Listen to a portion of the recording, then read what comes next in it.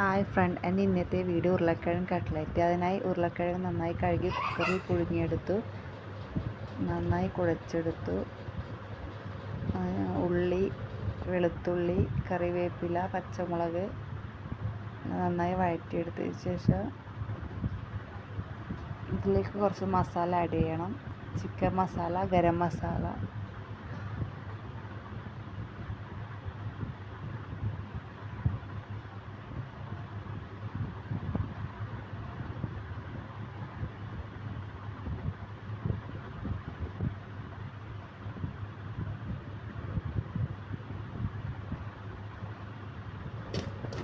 നന്നായി വഴറ്റി കൊടുത്തതിന് ശേഷം ഉരുളക്കിഴങ്ങിൽ മിക്സ് ചെയ്ത് മാവിൽ മുക്കിയെടുത്ത്